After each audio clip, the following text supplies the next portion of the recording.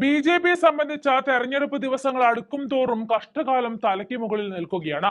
ഇതാ ബി.ജെ.പിയുമായി ഇടഞ്ഞ സന്ദീപ് വാര്യർ കോൺഗ്രസിലേക്ക് വരികയാണെന്ന വാർത്തയ്ക്ക് പിന്നാലെ മറ്റ് പ്രമുഖ ബി.ജെ.പി നേതാക്കൾ കൂടി കോൺഗ്രസിലേക്ക് എന്ന സൂചന വരികയാണ്. ബി.ജെ.പിയുടെയും CPM-ന്റെയും ഈ CJP ബന്ധം ഇഷ്ടപ്പെടാത്ത പലരും ബി.ജെ.പിയിൽ നിന്നും കയ്യും കഴുകി പുറത്തേക്ക് ഇറങ്ങുകയാണ്. കള്ളപ്പണത്തിന്റെ കുത്തൊഴുക്കിൽ മുഖം തിരിച്ച നേതാക്കൾ ഇനി നേർക്കുനേർ നിന്ന് ബി.ജെ.പിയുടെ മല്ലിടുന്നത് കാണാം. KPCC വാർത്താ സമ്മേളനത്തിൽ പ്രതിപക്ഷ നേതാവ് ഈ വിവരം ഉറപ്പിച്ചു പറഞ്ഞിരിക്കുകയാണ്.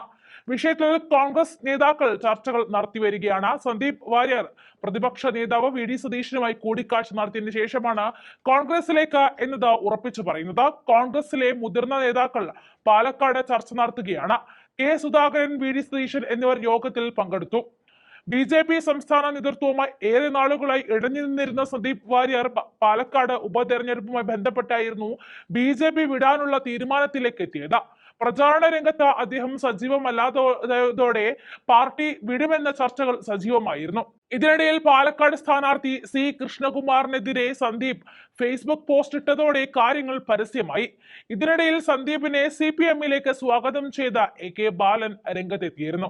എന്നാൽ കൊലവിളിയും കള്ളപ്പണവും കൊണ്ട് നടക്കുന്ന CPM അന്തർധാര ബന്ധങ്ങളെ ശക്തമായി എതിർത്ത സന്ദീപ് വാര്യർ കോൺഗ്രസിന്റെ കൈപിടിക്കാൻ തീരുമാനമെടുക്കുകയായിരുന്നു. താൻ ഉന്നയിച്ച പ്രശ്നങ്ങൾക്ക് പാർട്ടി ഇതുവരെ പരിഹാരം കണ്ടില്ല എന്നും തന്നെ മനഃപൂർവ്വം ഒഴിവാക്കുകയാണെന്നും സംശയിക്കുന്നതായും കൃഷ്ണകുമാർ പരാജയപ്പെട്ടാൽ ഉത്തരവാദിത്തം തന്റെ തലയിൽ കെട്ടിവെക്കാനുള്ള ശ്രമവും നടക്കുന്നുണ്ടെന്നും സന്ദീപ് വാര്യർ പറഞ്ഞിരുന്നു. PIയുടെ മണ്ണാർക്കാട്ടെ പ്രാദേശിക നേതാക്കളുമായി സന്ദീപ് കൂടിക്കാഴ്ച നടത്തിയെന്നും നിയമസഭാ തെരഞ്ഞെടുപ്പിൽ സീറ്റ് ഉറപ്പിച്ചു എന്നുമായിരുന്നു വിവരം വന്നതെങ്കിലും ഒരു വലിയ രാഷ്ട്രീയ ട്വിസ്റ്റ് നടത്തിക്കൊണ്ടാണ് സന്ദീപ് വാര്യർ കോൺഗ്രസിലേക്ക് കൂടുമാറിയത്. പാർട്ടിയുമായി മാനസികമായി അകന്ന സന്ദീപ് വാര്യർ ഇനി തിരിച്ചു വരാൻ സാധ്യത കുറവാണെന്ന നിഗമനത്തിലായിരുന്നു ബി.ജെ.പി സംസ്ഥാന നേതൃത്വം. RSS നേതാവ് ജയകുമാറിന്റെ അനുനയവും ഫലം കണ്ടില്ല. മുറിവേറ്റ മനസ്സുമായാണ് സന്ദീപ് വാര്യർ ഏതാനും ദിവസങ്ങൾക്ക് മുൻപേ മനസ്സ് തുറന്നത്. തനിക്ക് നിരവധി അപമാനങ്ങൾ നേരിടേണ്ടി വന്നുവെന്നും ആത്മാഭിമാനത്തിന് മുറിവേറ്റെന്നും അദ്ദേഹം പറയുകയായിരുന്നു. ഒറ്റ ഫോൺ കോളിൽ തീർക്കാമായിരുന്ന പ്രശ്നം വഷളാക്കി മാറ്റിയത് സംസ്ഥാന നേതൃത്വം തന്നെയാണ്.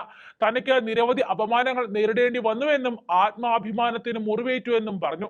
പാർട്ടി നടപടി ഭയപ്പെടുന്നില്ല എന്നും ഒരു തരത്തിലും ഭയപ്പെടാൻ ഉദ്ദേശിക്കുന്നില്ല എന്നും തറപ്പിച്ചു പറഞ്ഞു. K. സുരേന്ദ്രൻ അധ്യക്ഷ സ്ഥാനത്ത് എത്തിയ നാൾ മുതലാണ് സന്ദീപ് വാര്യർ പാർട്ടിയിൽ അവഗണിക്കപ്പെടാൻ തുടങ്ങിയത്. ചാനൽ ചർച്ചകളിൽ സജീവമായതോടെ സന്ദീപ് വാര്യർ ജനകീയനായി മാറി. സന്ദീപിന്റെ ജനകീയത്തിൽ സുരേന്ദ്രൻ അടക്കമുള്ള നേതാക്കൾക്ക് അസൂയയായി. ആളത്രയ്ക്ക് വളരേണ്ടതില്ല എന്ന തീരുമാനം വന്നതോടെ പാർട്ടിയിൽ നിന്നും മാറി നിൽക്കേണ്ട സാഹചര്യവും വന്നു. പിന്നീട് താൻ മുൻകൈ എടുത്താണ് സന്ദീപിനെ ബി.ജെ.പിയിലേക്ക് മടക്കി കൊണ്ടുവന്നതെന്ന് സുരേന്ദ്രൻ അവകാശപ്പെടുന്നുണ്ടെങ്കിലും അത് സാഹചര്യങ്ങളുടെ സമ്മർദ്ദം മൂലമായിരുന്നു എന്നതാണ് യാഥാർത്ഥ്യം.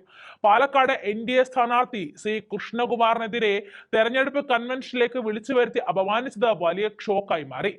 സന്ദീപിനെ സ്വാഗതം ചെയ്ത CPI രംഗത്തെത്തിയെങ്കിലും താൻ ഇത്രയും നാൾ എതിർത്ത CPM-ലേക്ക് പോകുന്നത് ആത്മഹത്യാപരമായിരിക്കുമെന്ന് അദ്ദേഹത്തിന് അറിയാമായിരുന്നു. ഏതായാലും സന്ദീപിന്റെ കോൺഗ്രസിലേക്കുള്ള വരവ് പാലക്കാട് UDF സ്ഥാനാർത്ഥി രാഹുൽ മാങ്കൂട്ടത്തിനെ സംബന്ധിച്ച് അനുകൂലമായി മാറിയേക്കും. വാഗൺ സ്പൈസസ് വാഗമണിലെ എല്ലാ ഒറിജിനൽ പ്രോഡക്ട്സും തിരുവനന്തപുരത്ത് ഒരു കുടക്കീഴിൽ ജ്യോതിപുരം ഫുഡ് സേഫ്റ്റി ഓഫീസിന്റെ മുൻവശത്ത് പ്രവർത്തനം ആരംഭിച്ചിരിക്കുന്നു.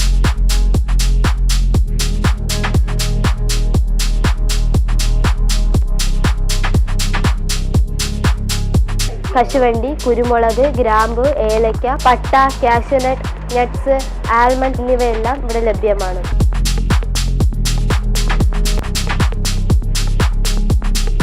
ബന്ധപ്പെടേണ്ട നമ്പർ 7994007599 അല്ലെങ്കിൽ 9656417599.